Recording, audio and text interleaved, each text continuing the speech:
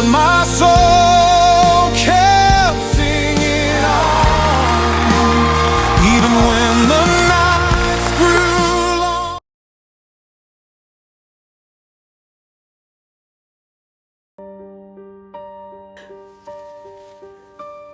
My name is Malachi Drennon. I'm 57 years old, and I spent 46 years behind bars for something I never did. I was only 11 years old when they took away the only life I had. I never made it to middle school. I never got a first date, never held a driver's license. I never had anyone waiting for me at the gate because I had no family. I was an abandoned child in rural Mississippi, left to grow up in a crowded foster home where food was cold, rules were endless, and hugs didn't exist. I never met my father. I don't even know if he was alive. The record said my mother left me on the steps of a fire station on a November night. No note, no explanation, no return. I became the boy with no one a name on a file, just a body to feed.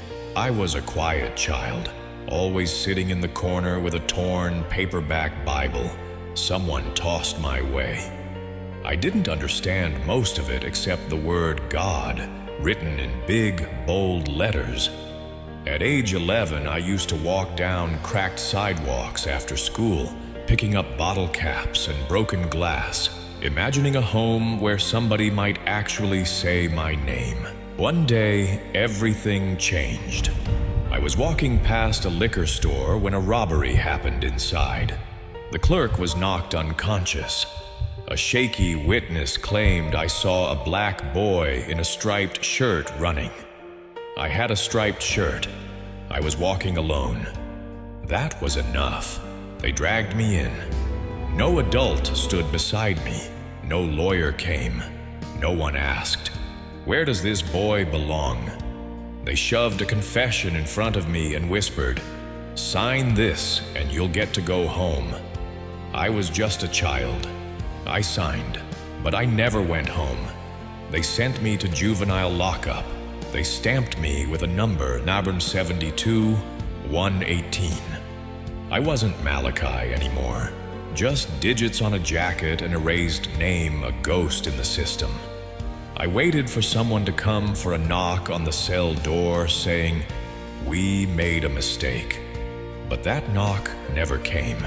I entered prison when I still had baby teeth falling out.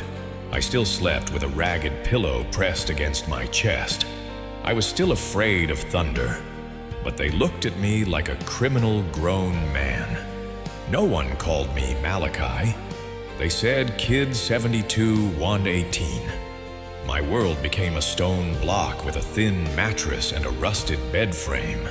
Days blurred, weeks blurred. No one taught me how to be human. Other kids didn't hug each other. They fought, they clawed, they broke. Weakness got you left behind. Crying got you beaten. So I learned silence. Silence was survival. My first night I couldn't sleep, not from the cold, but because for the first time I wasn't surrounded by the sound of other children breathing. And then something unexpected happened. One afternoon in the cafeteria, an older inmate across the room began humming. No words, no rhythm, just a broken hymn drifting like air. That sound hit me like warmth in a frozen world. For the first time in years, I lifted my head. Quietly, inside my chest, I mouthed the words, "You are not forgotten." I had no instrument, no training. Just a cracked voice and a heart that refused to stop beating. But music gave me back my soul. I stopped counting years. I stopped believing in tomorrow. Some days I thought maybe God lost me too. But the music and that fragile faith kept me breathing. Then, after 46 years, the impossible happened. A guard opened my door and called my name, my real name. I froze. I hadn't heard it in decades. They brought me to a visiting room. A young woman walked in, thin, nervous hands clutching a stack of papers. She said, "My name is Clara Jensen. I'm a law student. I found your file." She looked me in the eyes and said, "You shouldn't be here." She uncovered everything. Wrong timestamp, no fingerprints, no confirmed witness. And worst of all, a forced confession signed by an 11-year-old boy with no adult present. She fought, appealed, wrote letters. For 3 years, she battled. And finally, the court reopened my case. DNA tests proved it. I was innocent. The real suspect had been arrested years later. I was just a kid in the wrong shirt at the wrong street corner. The morning I walked out, I carried a plastic bag. Inside, a half-torn Bible, broken shoes, nothing else. I didn't know how to work a cell phone. Didn't know how to buy a bus ticket. Didn't even know where to sleep. But outside across the street, Clara stood with a cardboard sign. "Welcome home, Malachi." No family, no hugs, no one from the past. Just the sky so blue it hurt to look at. And the wind sharp and strange, like it came from a world I had never known. I don't sing for applause. I sing to remind myself I'm still alive. That a boy nobody wanted, a man nobody remembered, can still lift his voice to the God who never left him. I have no degree, no family in the crowd, no baby pictures to show. But I have this story, and I have a voice, scarred but unbroken. I thought I would die in prison, forgotten, a number on a list. But tonight I stand here under real lights with the one thing that survived 46 years of silence faith. And if you're out there feeling invisible, thinking no one sees you, no one hears you, please listen. You're still here. You still matter. I was once just a number, but tonight I am Malachi Drennon.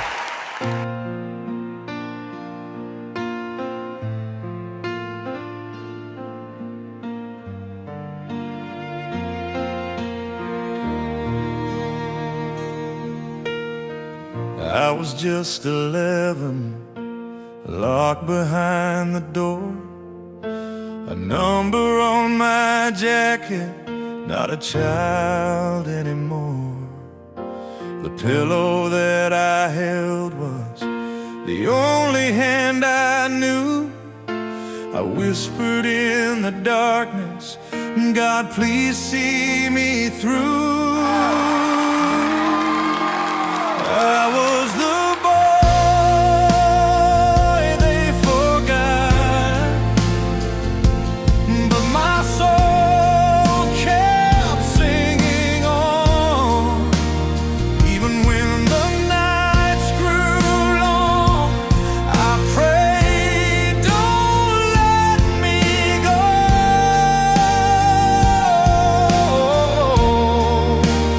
I was the